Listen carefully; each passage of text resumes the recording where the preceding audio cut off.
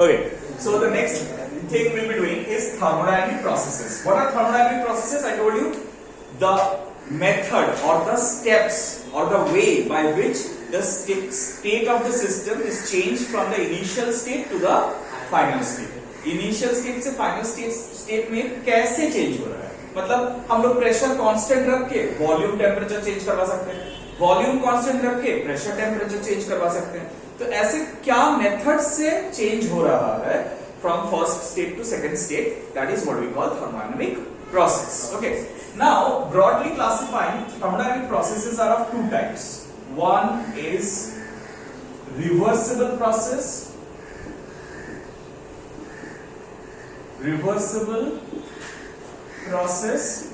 and another is irreversible process.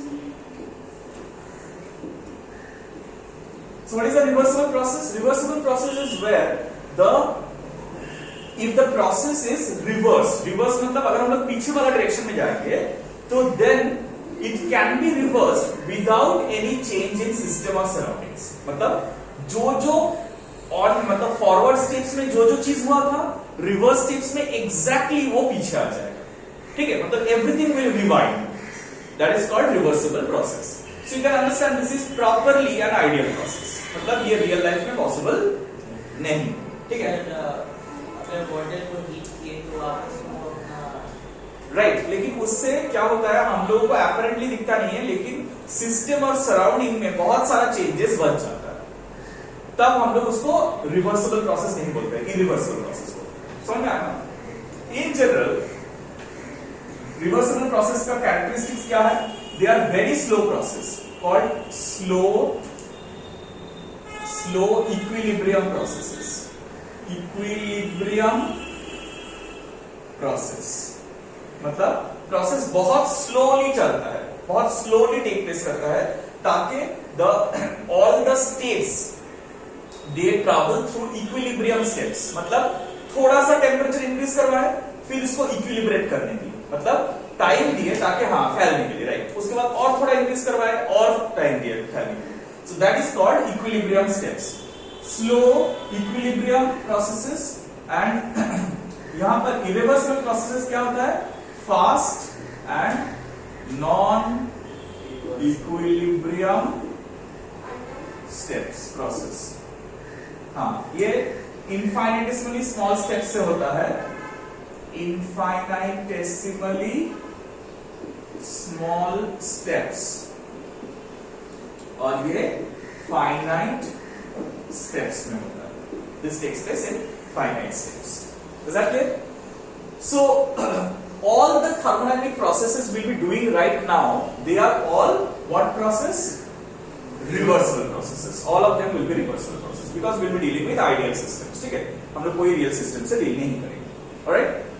So the first process we'll be doing is isochoric process. What is isochoric process? Right. Delta V equal to 0 implies volume is constant. Volume is constant. Okay. Now, if the volume remains constant, how do you find out the work done? Work done कितना होगा? Work done. Right. Work होगा ही नहीं. Volume constant रहेगा तो work होगा ही नहीं. So, if delta V is 0, that implies W is equal to 0. क्यों? क्योंकि W क्या होता है? P into delta V. ठीक है, तो डेल्टा V 0 है, मतलब P into 0 is equal to 0. Work done is 0. Right? So isochoric process, volume is constant and the work done is 0. Clear? और next है इसमें first law अप्लाई करना. So if we apply first law, from first law क्या मिलेगा हम लोगों को? Q equal to delta U plus W. So ये W क्या हो जाएगा? 0. ये हम लोगों ने देखा फिर. लेकिन एक इंपॉर्टेंट चीज है, Q कितना हीट एनर्जी सप्लाई कर रहे हैं. जो हीट एनर्जी हम लोग सप्लाई कर रहे हैं, अगर वो गैस सिस्टम्स है तो we can write it as NCV delta T. What is CB? CB is specific, molar specific heat. Molar specific heat at constant volume. molar specific heat at constant volume. Is that clear? And n is the number of moles and delta T is the change in temperature. ये हम लोग बता right. अब देखो first law से Q equal to delta U मिल रहा है, तो क्या हम लोग डेल्टा U को भी NCV डेल्टा T बोल सकते हैं, क्योंकि डेल्टा इक्वल टू Q है. So therefore delta U is equal to NCV delta T. NCV delta T.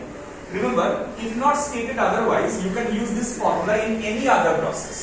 मतलब ये हम लोग फर्स्ट आइसोकोरिक प्रोसेस से निकाले. आइसोकोरिक प्रोसेस থেকে আমরা বার করলাম এই ফর্মুলাটা, কিন্তু এই চেঞ্জ ইন ইন্টারনাল এনার্জি যেটা, সেটা you can use NCV delta T in any other situation.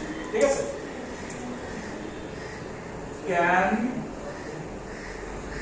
be used for any other process if not mentioned otherwise. Mentioned otherwise means in some cases it may happen that the internal energy may be given as a function of temperature. মানে ওখানে দেওয়া থাকবে যে এরকম ভাবে temperature সব change করছে. Then you have to use that formula. Otherwise you can use change in internal energy as this in any other situation. Is that clear? समझ आया?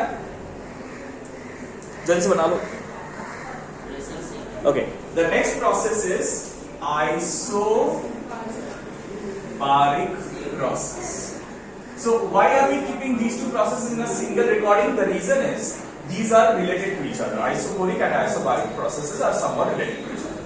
What is the isobaric process? Where delta P is 0. Means the pressure remains constant. Remains constant. ठीक है? तो अगर pressure constant रहता है तो work done कैसे निकालते थे हम लोग? कांस्टेंट रहता है तो वर्क डन कैसे निकाला जाता है? प्रेशर 0 जीरो लेंगे. हाँ, simply P into delta P. Pressure into change in volume, क्योंकि प्रेशर कांस्टेंट है ना, तो प्रेशर कांस्टेंट होने से work done is P into delta. ठीक है? सो फर्स्ट लॉ क्या दे रहा है हम लोग को? From first law Q is equal to delta U plus W. Alright? और ये जो Q है ना, this is Q at constant pressure. So N Cp delta T. यहाँ पर Cp क्या है? Molar specific heat. Specific heat at constant pressure. Constant pressure. Last वाला constant volume में था, ये constant pressure में, इसलिए Cp लिया. अब एक क्वेश्चन है, बहुत इंपॉर्टेंट क्वेश्चन है, थोड़ा ध्यान से सुनना. क्वेश्चन ये है कि Cp Cv मैंने लिखा और Cp मैंने लिखा, तो ये क्यों लिखा? हम लोगों ने तो पढ़ा था कि स्पेसिफिक हीट जो है वो कांस्टेंट होना चाहिए. मान लो वाटर का टेम्परेचर 1 डिग्री रेज करवा रहा है, कांस्टेंट प्रेशर और कांस्टेंट वॉल्यूम, तो वहां पर अलग अलग वैल्यूज क्यों आएगा? मटेरियल तो वाटर ही है, तो कांस्टेंट प्रेशर तो वाटर नहीं कर सकते क्योंकि वो लिक्विड है. यहाँ पर गैस, हम लोगों को कोई गैस सिस्टम लेना पड़ेगा. तो एक गैस सिस्टम का अगर हम लोग कांस्टेंट प्रेशर में हीट एनर्जी सप्लाई करते हैं तो उसका टेम्परेचर डेल्टा T रेज करवाने के लिए, और कांस्टेंट वॉल्यूम में हीट एनर्जी सप्लाई करते हैं तो उसका टेम्परेचर डेल्टा T रेज करवाने के लिए, तो हीट एनर्जी सेम ही रखना चाहिए. हम लोग same he change in temperature कर रहे हैं और मान लो नंबर ऑफ मोल्स भी सेम ही ले रहे हैं, लेकिन ये बोल रहा है कि कांस्टेंट वॉल्यूम में हम लोग Cv यूज करते हैं, कांस्टेंट प्रेशर में हम लोग Cp यूज करते हैं. ऐसा क्यों? दोनों में एक ही C होना चाहिए, ऐसे क्यों होता है? क्या मैं थोड़ा ध्यान से सुनो. आइसोकोरिक प्रोसेस में, मतलब कांस्टेंट वॉल्यूम प्रोसेस में, तुमने क्या देखा? जो हीट एनर्जी तुम सप्लाई किया वो क्या चेंज किया? स्टेट. देखो फर्स्ट टर्म में क्या लिखा? सिर्फ इंटरनल एनर्जी चेंज किया, कोई वर्क परफॉर्म कर रहा था, लेकिन यहां जो हीट एनर्जी तुम सप्लाई कर रहे हो वो इंटरनल एनर्जी भी चेंज कर रहा है और वर्क भी कर रहा है. तो बताओ सेम हीट एनर्जी चाहिए होगा या कम चाहिए होगा या ज्यादा चाहिए होगा हीट एनर्जी? यहां पर क्यों? क्योंकि वहां पर सिर्फ डेल्टा U कर रहा था, सिर्फ चेंज इन इंटरनल एनर्जी कर रहा था, तो यहां पर एक्स्ट्रा वर्क भी करना पड़ रहा है. सो अगर सेम चेंज इन टेम्परेचर कर रहे हैं तो इंटरनल एनर्जी चेंज तो सेम ही हो जाएगा, लेकिन वर्क नहीं होगा, तो वर्क करना पड़ेगा, तो एक्स्ट्रा हम लोग को हीट एनर्जी सप्लाई करना पड़ेगा. That's why Cp and Cv are not same. ठीक है, अब उन लोगों के बीच में रिलेशन क्या है, वो रिलेशन समझने के लिए हम लोग क्या कर रहे हैं, देखो we are saying that for same change in temperature as that of the what, the isocoric process Q के जगह में हम लोग n Cp डेल्टा T लिख सकते हैं, डेल्टा U की जगह में n Cv डेल्टा T। अभी थोड़ी देर पहले पढ़ा हम लोगों ने कि n Cv डेल्टा T, और वो n Cv डेल्टा T हम लोग कोई भी प्रोसेस में अप्लाई कर सकते हैं, प्लस वर्क डन इज क्या, P डेल्टा T, राइट। हाँ यार, अब मुझे एक चीज बताओ, तुम लोगों को मालूम है कि आइडियल गैस लॉ फॉलो करता है PV equal to nRT। So first state के लिए अगर P V1 प्रेशर तो कांस्टेंट है ना, सो P V1 equal to nRT1 होगा, और सेकंड स्टेट के लिए P V2 equal to nRT2 होगा। हम लोग अगर इससे ये सब्ट्रैक्ट करेंगे तो क्या मिलेगा, P V2 minus V1 equal to nR मिलेगा कि नहीं मिलेगा राहुल? अब V2 माइनस V1 को ही हम लोग डेल्टा V ना बोलते हैं, और nR P2 माइनस T1 को राइट, तो मतलब P डेल्टा V को हम लोग nR डेल्टा D से रिप्लेस कर सकते हैं। आया, अब देखो सब में से अगर हम लोग n डेल्टा T कॉमन लेके कैंसिल कर देते हैं तो क्या मिलता है हम लोगों को, समझ आ रहा है? सब में से अगर हम लोग n into delta T, n into delta T, n into delta T सब में से कैंसिल कर देंगे तो बचेगा Cp equal to Cv plus, तो which one is bigger, Cp is bigger than the Cv, क्योंकि Cp में क्या हो रहा है, वर्क और हीट दोनों ही, टेम्परेचर चेंज दोनों ही करना पड़ रहा है, इसलिए ज्यादा हीट एनर्जी चाहिए। ठीक है, this is called Mayer's equation, ठीक है। और रिमेंबर R क्या है, ideal gas constant, SI system it is 8.314 joule per kelvin per mole,